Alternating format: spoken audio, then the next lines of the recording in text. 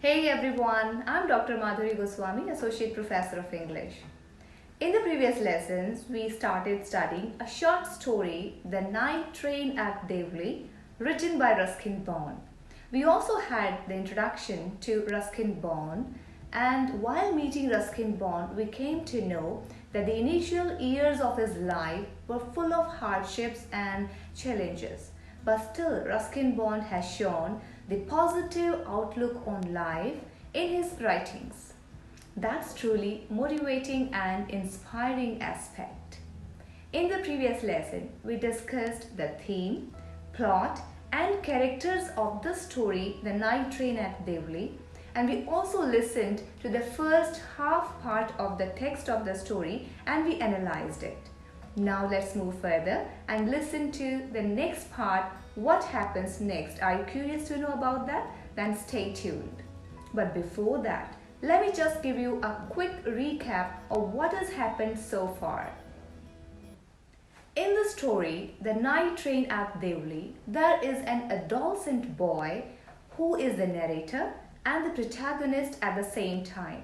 Do you know what is the protagonist? A protagonist is the main character of a story, novel or drama around which the story revolves. Some critics say that this story is based on the real life experience of Ruskin Bond. The narrator of the story is in his adolescent age and he visits his grandmother's place every year during the summer vacations. Once on such a journey, he meets a poor basket selling girl at Deoli station, the station where the train would halt for 10 minutes, although he finds that nobody gets off and nobody gets on the train at that station. So he was a bit inquisitive why this train stopped there for such a long time. Quite interestingly, we do not know the name of any character in this story. Ruskin Bond doesn't give the name of any character, but still the reader establishes a connection with all these characters. Although there are mainly two characters, the narrator and the girl. The girl towards whom the narrator feels attracted and infatuated. In fact, he feels that he had fallen in love with that girl.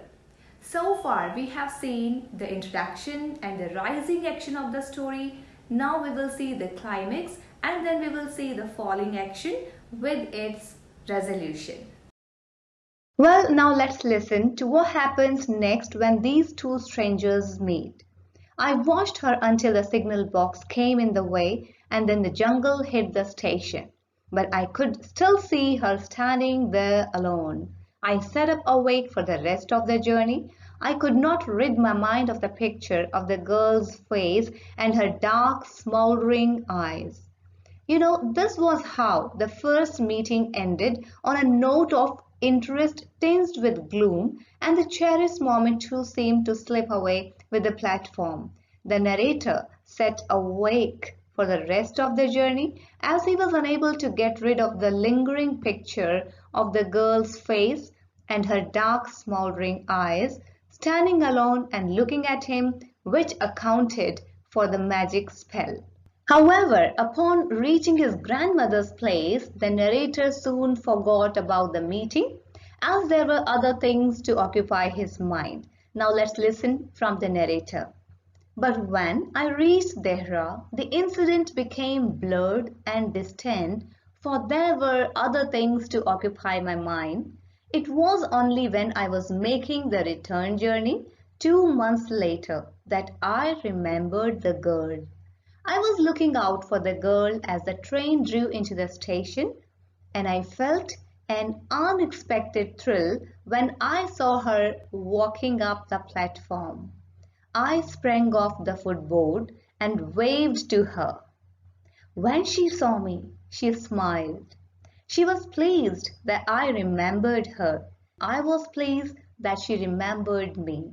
We were both pleased, and it was almost like meeting of old friends. So here we can see what happens next, that 2 months later they both met and now they remember the previous meeting. An expectation to see her once again was there in the mind of the narrator as the train reached Deoli station, and then he feels like he is filled with an unexpected thrill. So, this was the second meeting of the narrator and the girl, and it was like that of old friends. And the narrator was quite anxious to express his feelings. That's why he got off the train and waved to the girl. The girl too smiled back at him, and they both were pleased and they remembered their first meeting. And this all initial hesitation was gone. She did not go about the platform selling baskets, but came straight to him at the tea stall, and the mutual pleasure of meeting each other was silently communicated. Now let's listen from the narrator. She did not go down the length of the train selling baskets, but came straight to the tea stall. Her dark eyes were suddenly filled with light. We said nothing for some time, but we could not have been more eloquent. That is, they did not utter a word, they did not say anything, but there was a communication. I felt the impulse to put her on the train there and then, and take her away with me. I could not bear the thought of having to watch her recede into the distance of Deoli station. I took the baskets from her hand and put them down on the ground. She put out her hand for one of them, but I caught her hand and held it. The girl thought the narrator wanted to buy a basket, so she stretched out her hand to give one basket to him. But the narrator expressed his impulse, his idea, and he said, I have to go to Delhi. She nodded. I do not have to go anywhere. The guard blew his whistle for the train to leave, and how I hated the guard for doing that. I will come again, I said. Will you be here? She nodded again, and as she nodded, the bell clanged and the train slid forward. I had to wrench my hand away from the girl and run for the moving train. Well, as this was the second meeting, so the narrator could not forget the girl. This time, on returning home, the narrator did not forget her. He took a fancy to the girl, and his hardly communicated longing turned into a feverish desperation in love. He was impatient for the term to finish finally and left for Dehradun. He was agitated yet resolute to tell her about his feelings. Now let's see what's in the text. This time I did not forget her. She was with me for the remainder of the journey and for long after. All that year she was a bright living thing. And when the college term finished, I packed in haste and left for Dehra earlier than usual. My grandmother would be pleased at my eagerness to see her. I was nervous and anxious as the train drew into Deoli because I was wondering what I should say to the girl and what I should do. I was determined that I wouldn't stand helplessly before her, hardly able to speak or do anything about my feelings. The train came to Deoli and I looked up platform, but I could not see the girl anywhere. Here begins the climax of the story. So, this is the climax, and the climax of the story is reached when the narrator does not find the girl at the station.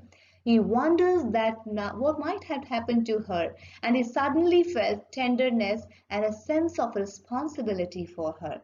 He inquired about her, but now let's listen from the narrator. I opened the door and stepped off the footboard. I was deeply disappointed and overcome by a sense of foreboding. I felt I had to do something, and so I ran up to the station master and said, Do you know the girl who used to sell baskets here? So here we have the third character of the story, the station master. No, I don't, said the station master, and you had better get on the train if you don't want to be left behind. So the station master could not provide any information about the girl to the narrator. Rather, he advised the narrator to get into the train. But I paced up and down the platform and stared over the railings at the station yard. All I saw was a mango tree and a dusty road leading into the jungle. Where did the road go? The train was moving out of the station, and I had to run up the platform and jump for the door of my compartment. Then, as the train gathered speed and rushed through the forest, I sat brooding in front of the window. He inquired about her to the station master, but there was no use. He couldn't find any kind of information about her. And as he had limited time, he had to abandon his search and run up to this train to catch it. As the train sped through the jungles, the narrator brooded over the suspense of the girl not being at the platform. On his way back, he made another attempt to know more about her. However, there was something different. Now let's see what happens next.